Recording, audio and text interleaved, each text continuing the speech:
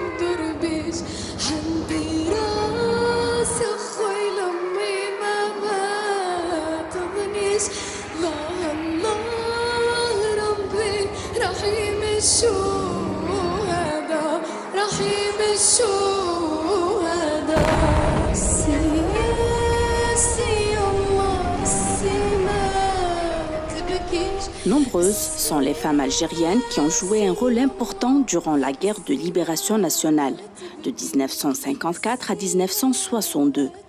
Au même titre que les hommes, elles se sont impliquées avec un objectif commun, celui de libérer l'Algérie.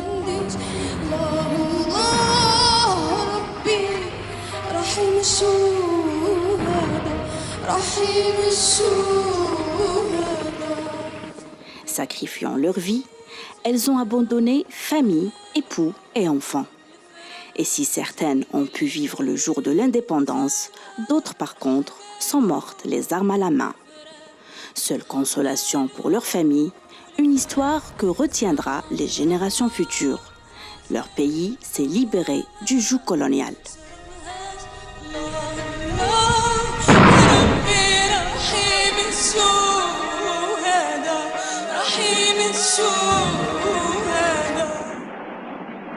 Elles étaient peut-être infirmières, ou elles ne l'étaient pas d'ailleurs, mais elles sont mortes les armes à la main. Alors peut-être pas Raymond Péchard, en Wilaya 3, parce que c'était quand même une infirmière, mais elle, moi je pense, d'après ce que j'ai pu, elle a été froidement assassinée.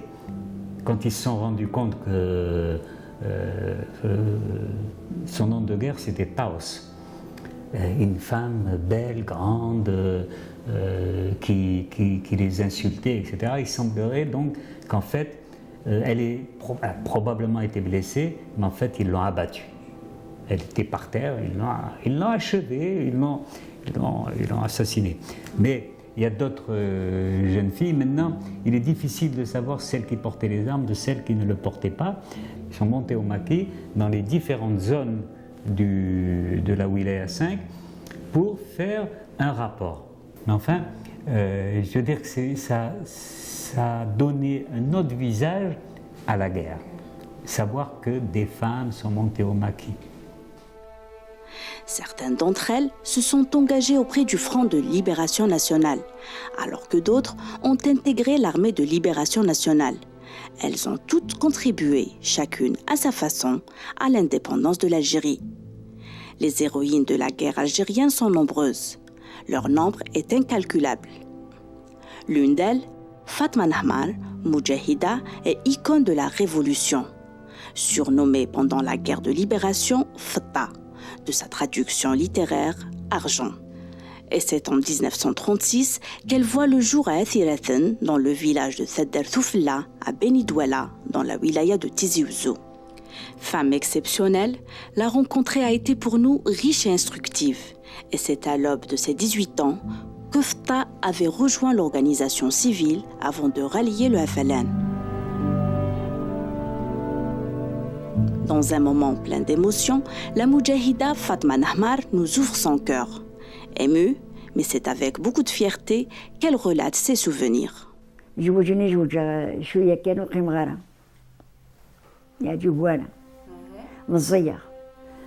Je me suis mariée en 1954, avant le déclenchement de la guerre de libération nationale. Peu de temps après, mon mari a quitté l'Algérie pour aller en France et moi je suis retournée chez mes parents. Le 1er novembre 1954, j'ai décidé d'apporter mon aide en rejoignant l'organisation civile. Je n'avais peur ni des armes ni des balles. Nous n'avions rien à perdre. La mort nous guettait partout. Pour moi, sortir, c'était faire face à une mort certaine. Et il fallait prendre le risque. La peur n'avait aucun effet sur moi. Et c'est corps et âme que Fta s'est engagée pour contribuer à la libération de l'Algérie du joug colonial. En tant que Moussabila, elle a accompli plusieurs tâches dites civiles, telles que ravitailleuse, agent de renseignement, ainsi que d'autres missions. Je transmettais les messages aux Moudjahidines, je cuisinais, je leur lavais les vêtements et je faisais la collecte d'argent. Je faisais des courses et j'aidais les jeunes filles à se marier. Je contrôlais tout ce qui se passait au village, qui rentrait et qui en sortait. Et j'ai été officieusement chef de front. À l'instar de Fatma, la Moudjahida Soudi Mzhoura a elle aussi choisi de militer pour la libération de sa patrie. À 24 ans, elle a eu une prise de conscience nationaliste grâce à son mari et son père qui étaient eux déjà engagés dans la guerre. Ne voulant pas être en reste, elle décida de contribuer à sa manière et d'apporter une pierre à l'édifice dans le projet de la libération de l'Algérie. Engagée comme Moussabila, elle était chargée de préparer des repas et d'alimenter en divers mets les refuges des Moudjahidines.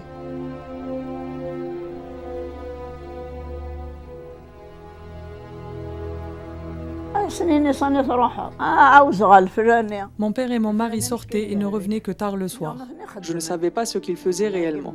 Le jour où j'ai su qu'ils posaient des mines antipersonnelles, j'ai commencé à avoir une conscience nationaliste. J'ai décidé d'apporter mon aide pour la libération de l'Algérie. Je cuisinais et montais la garde. J'ai été responsable de plusieurs refuges militaires dans les villages de Koukou et Efihia. Puis j'ai rejoint le maquis. Pour moi, la mort était une fatalité, alors autant y faire face.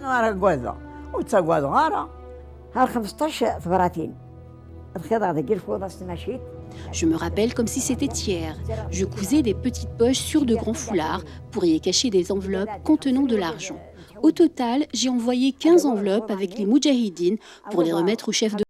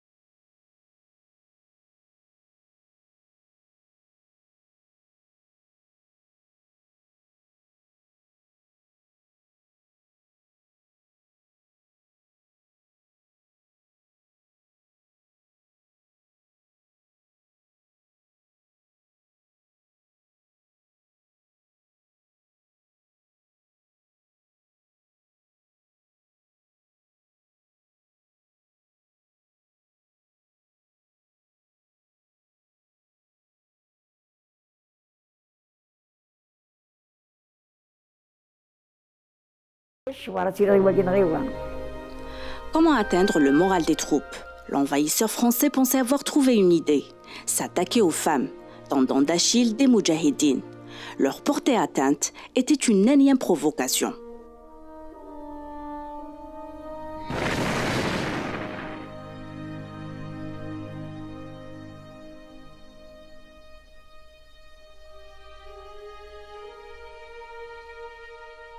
Arrêtés, emprisonnés, malmenés, violentés et surtout torturés. Autant de violences physiques subies par la femme algérienne. Des traumatismes gravés à jamais dans les mémoires, inscrits durablement sur leur chair, tels des scarifications.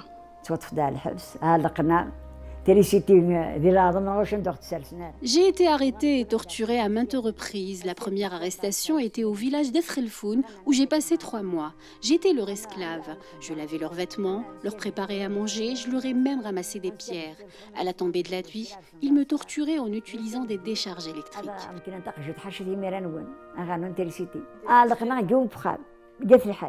La seconde arrestation a eu lieu au village d'Ethelhadj à Tizi Ouzou.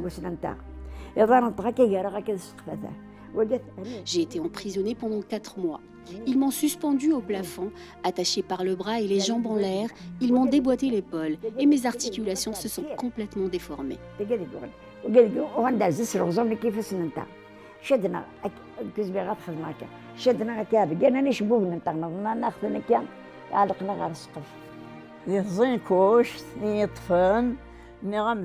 C'est à Zinkous que j'ai été capturée. On était 6 au total.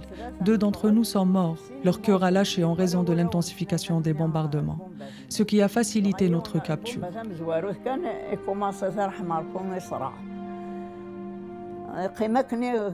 L'un d'eux est mort suite au premier bombardement, que Dieu ait son âme.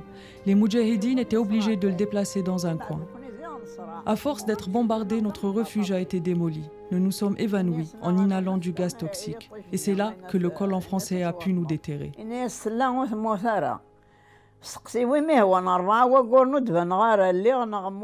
Et depuis, j'ai disparu des radars. Même les lettres que j'écrivais ne parvenaient pas au destinataire. Mes geôliers faisaient en sorte que personne n'ait de mes nouvelles. Et c'est seulement à ma sortie que le gardien me les a restituées. J'ai été ensuite hospitalisée à Tizi Ouzou. Je suis restée alitée pendant 16 jours. Enfin, je ne me rappelle plus. Blessée à 2 reprises et à 2 niveaux différents de mon corps. J'ai reçu une balle au bras et l'autre s'est logée dans mon pied gauche.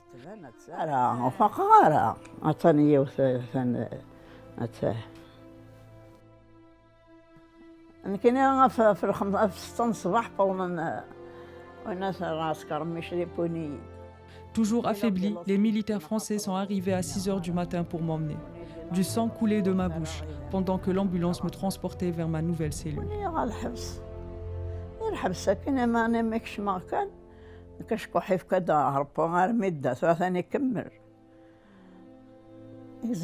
Mes cheveux étaient beaux et lents. Ils me les ont coupés et ça m'a fait marrer à cette époque. Même si les femmes algériennes n'ont pas joué un grand rôle dans le commandement de la révolution ou occupé de hautes fonctions, cela ne les a pas empêchées d'être un pilier essentiel de cette guerre de libération.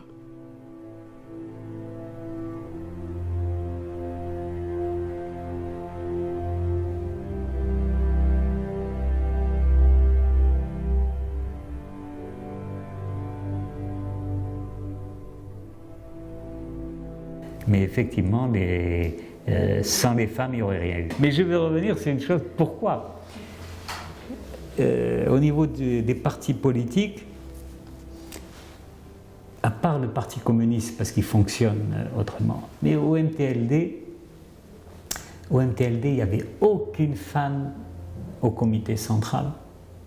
Aucune. Même si elles vont jouer des rôles importants. On va créer l'association des femmes musulmanes d'Algérie, oui, mais elles s'occupent des femmes. Par contre, au Parti communiste, comme il est mixte, européen, algérien, il va y avoir une sorte d'appel d'air, et les Algériennes qui rentraient au Parti communiste pouvaient, et certaines l'ont fait, accéder à des postes, bon, pas en haut, comme disait le poète, la femme est l'avenir de l'homme. Une fois que je dis ça, il ne suffit pas de le dire, il faut être sincère avec soi-même. Mais en réalité, lorsque je lis ces livres et les autres, je me dis, sans elle, quand vous avez une femme qui accouche et qui remonte au maquis tout de suite, quand vous avez une femme qui est restée volontaire depuis le début et elle apprend la mort de stoïquement la mort de sa sœur, hein, la disparition de certains de ses parents, ça leur fait, j'imagine que ça leur fait plus de mal que si c'était leur frère qui raconterait cette histoire. Des Fattah et des Mezhoura, il y en a eu des centaines. Avec courage et bravoure, elles n'ont pas hésité à répondre à l'appel du cœur. L'Algérie avait besoin de tous ses enfants pour se libérer du joug colonial.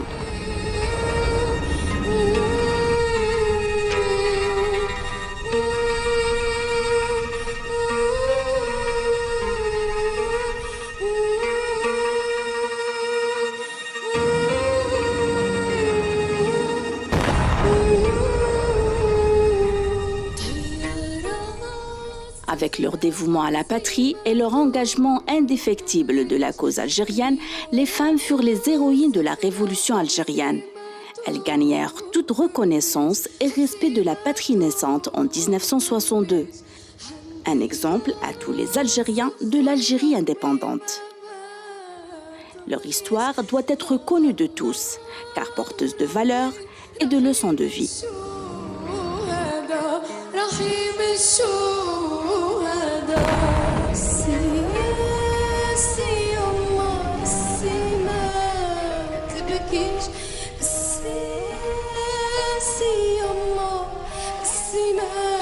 À Dieu nous appartenons et à lui nous retournerons. Gloire à nos martyrs, qui sans eux, vivre en liberté ne serait qu'une simple illusion.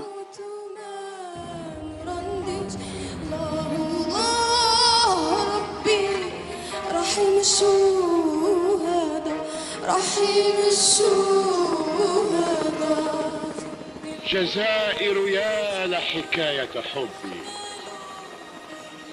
جزائر يا لحكاية حبي ويا من حملت السلام لقلبي ويا من سكبت الجمال بروحي ويا من أشعت الضياء بدربي فلولا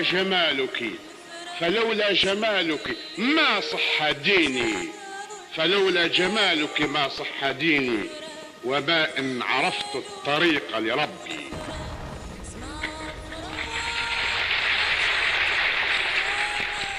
فلولا جمالك ما صح ديني وما إن عرفت الطريق لربي ولولا العقيدة تغمر قلبي ولولا العقيدة تغمر قلبي لما كنت أؤمن إلا بشعبي ولولا العقيدة تغمر قلبي لما كنت أؤمن إلا بشعبي إذا ما ذكرتك شاع كياني وإما سمعت نداك ألبي ومهما بعدت ومهما قربت غرامك فوق ظنوني ولبي ففي كل درب لنا لحمة مقدسة من وشاج وصلب وفي كل حي لنا صبوة مرنحة من غوايات صبي وفي كل شبر لنا قصة مجنحة من سلام وحرب تنبأت فيها بإلياذتي فآمن بي وبها المتنبي